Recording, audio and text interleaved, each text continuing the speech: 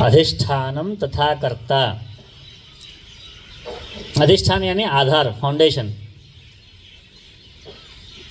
तथा कर्ता उसके बाद में कर्ता। अभी इस कार्यक्रम का अधिष्ठान क्या है कि इसका मूलभूत अधिष्ठान जो है आईआईटी नामक एक कोई संस्था है जिसका कोई कैंपस है, फिजिकल इंफ्रास्ट्रक्चर है, उसमें कुछ लोग काम करते हैं। उनके मन में यह विचार आया कि हम कार्यक्रम आयोजित करेंगे, स्वामी जी की बात सुनेंगे। ये सब कुछ हुआ ना, इसमें यह आईआईटी जो संस्था है, जो ये मंदिर है, ये जो जगह है, यह क्या है? अधिष्ठान है इसका। और इनके विचार सुनने चाहिए, इस विषय पे ही सुनना चाहिए। ये वैचारिक अधिष्ठान है, इंटेलेक्चुअल फाउंडेशन। इस प्रकार कई प्रकार के आधार इसके पीछे होंगे। यह अधिष्ठान है। दूसरी बात क्या है? अधिष्ठानम तथा कर्ता। दूसरा जो है कर्ता है। ಕೂತ್ಕೊಳ್ಳಿ ಅಂತ ಹೇಳಿದ ಮೇಲೆ ಯಾಕೆ ಓಡಾಡ್ತೀರಪ್ಪ? कुछ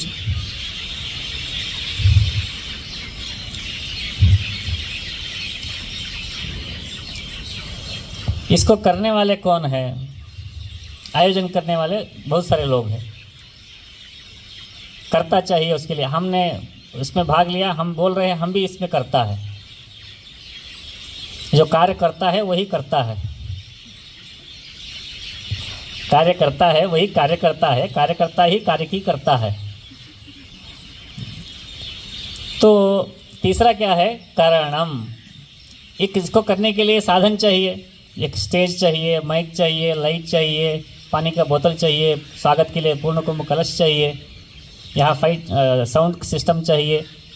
ये सारे जो है क्या है? एक कारण है। अधिष्ठानम तथा कर्ता करणंच पृथक विधम। आगे क्या है? विविधाश्च पृथक चेष्टाः। अनेक प्रकार के एक्टिविटीज़ क्या? वहाँ उतरते ही वहाँ स्वागत कैसे करना, बाद में मंदिर ले जाना, यहाँ स्वागत करना, उनका परिचय कराना, विषय प्रस्तावना करना, ये सारे प्रोसीजर है। विविधाश्च पृथक चेष्टाः। दैवं चैवात्र पंचमम।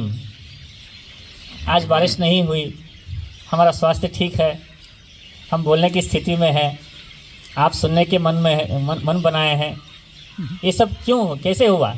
इसके पीछे एक दैव है। तो ये दैव संकल्प है। तो इस प्रकार ये 5 फैक्टर्स होते हैं हर कार्य में: अधिष्ठान, कर्ता, कारण, विविध चेष्टा और दैव।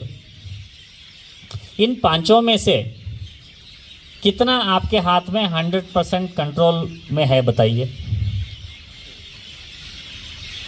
लाइट जा सकता है, बारिश आ सकती है, साउंड सिस्टम चलाने वाला व्यक्ति भाग जा सकता है, ये मशीन ब्रेकडाउन हो सकता है।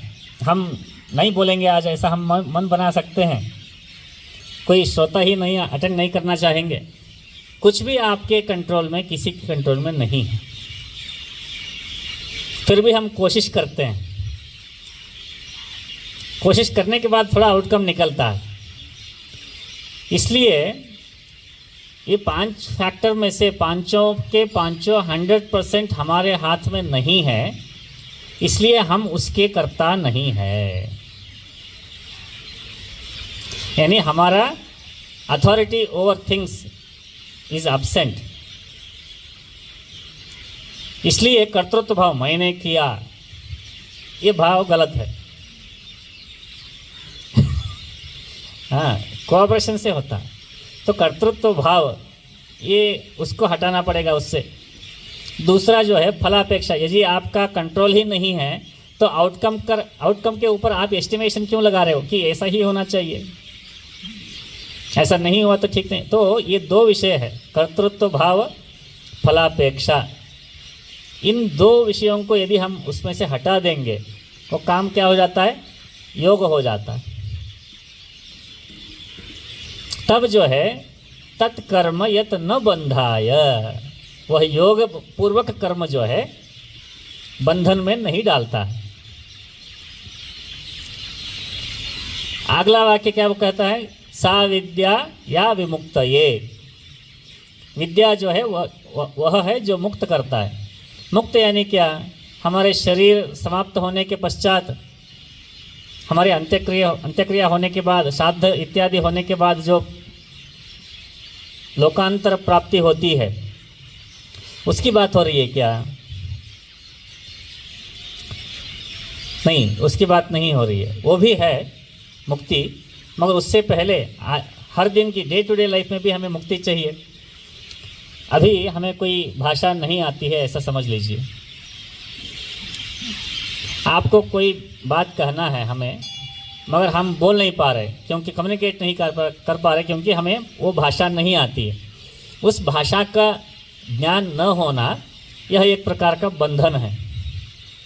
उस स्थिति में हमें एक ट्रांसलेटर मिल गया, उसने कुछ समझा दिया, तो उस बंधन से क्या हो जाता है, मुक्ति मिल जाती है।